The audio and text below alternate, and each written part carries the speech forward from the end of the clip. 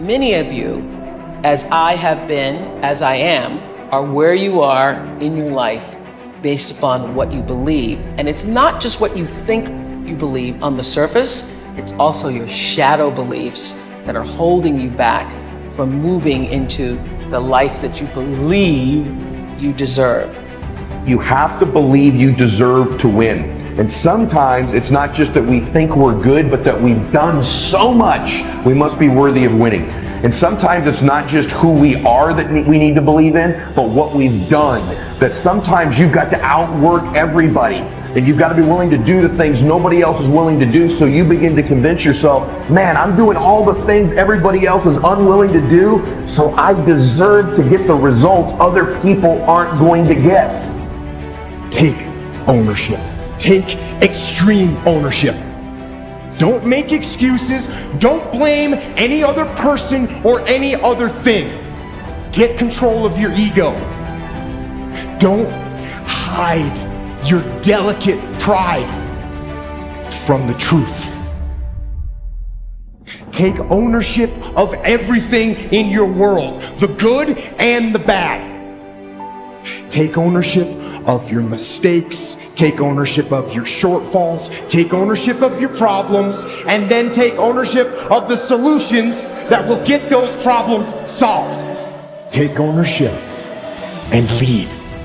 Lead. Following your dreams is a lonely, solitary, scary, dangerous pursuit.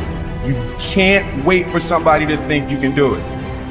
If you stay in your comfort zone, that's where you will fail. You will fail in your comfort zone. Success is not a comfortable procedure. It is a very uncomfortable thing to attempt. So you got to get comfortable being uncomfortable if you ever want to be successful. Rich people don't sleep 8 hours a day. That's a third of your life. It ain't but 24 hours in a day. You cannot be sleep 8 hours a day. We celebrate warriors. We enjoy the winner. We're irritated and frustrated with the whiner. Each of them have earned the title. But each of them have this thing in common. They earned the title based upon how they responded to struggle. How can we crown someone a champion unless we've seen them struggle and overcome to be a winner?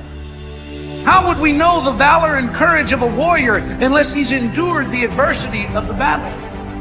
How do you know what the wimp is until you see them put their faith in fear and ignore a problem hoping somebody else is going to solve it? In this life, there is going to be struggle, and when they come, what will you do? What role will you play? Will you engage like the warrior? Will you complain like the whiner? Will you ignore it like the wimp? Or will you be what God created you to be, which is the winner? Your dream is the most important thing in this world. You got to dream about something so big that it dwarfs all your fears. The way you overcome fear is with your dream. You got to make your dream so big that nothing matters except that dream. You're willing to do everything that's necessary. I was listening to Will Smith the other day. Will Smith said the best things in life is on the other side of fear. It's on the other side of fear.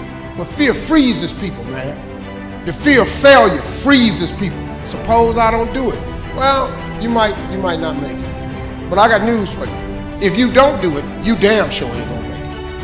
The very fact that you're alive, the very fact that you were born, the very fact that every morning your contract is renewed is a vote of confidence that you are absolutely necessary, that you're indispensable, that you have within you everything you need to face any challenge.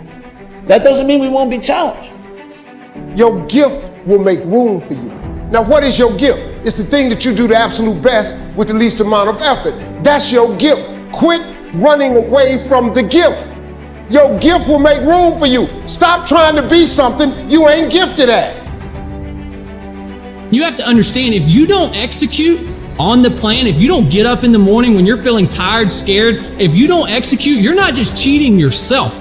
You're cheating your family, you're cheating your employees, you're cheating your team, whatever you're a part of. It's bigger than you, man. All failure is psychological. This does not mean that you won't lose some battles, because you will. But it does mean that as long as you don't give up, as long as you don't quit, then you haven't failed. It just means you've made a temporary tactical retreat. It means you've made a brief withdrawal so that you can regroup, re-attack. Don't die with this gift and don't never use it. All of y'all got this wonderful gift, but you gotta use it. Some of you are not successful because every single time you run up against a trial, every time you run up against a tribulation, you stop. There is no getting around. Ain't no elevator to the top. You got to take the stance. Stop trying to do everything the short way. Stop trying to figure out the easy way. You got to get messed up sometime. The elevator don't go to the top, man. Not in the world of success. You got to take the stance. You got to understand that success, you can't Google success. I want to talk to you today about the power of I am.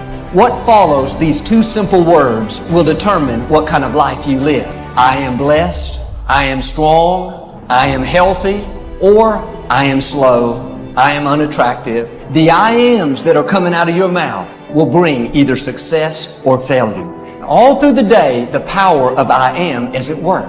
We make a mistake. I am so clumsy. We look in the mirror. I am so old. We see somebody very talented. I am so average. Many times we use the power of I am against us. We don't realize how it's affecting our future. Here's the principle. What follows the I am will always come looking for you. Stop complaining and do me a favor. If you want to make a difference, all you got to do is one thing. This is how you get started. You want something different? Listen to me. All you got to do is make a decision. That's it. See, when you begin to understand and acknowledge your fear, and you go forth anyhow, you go forth in a spirit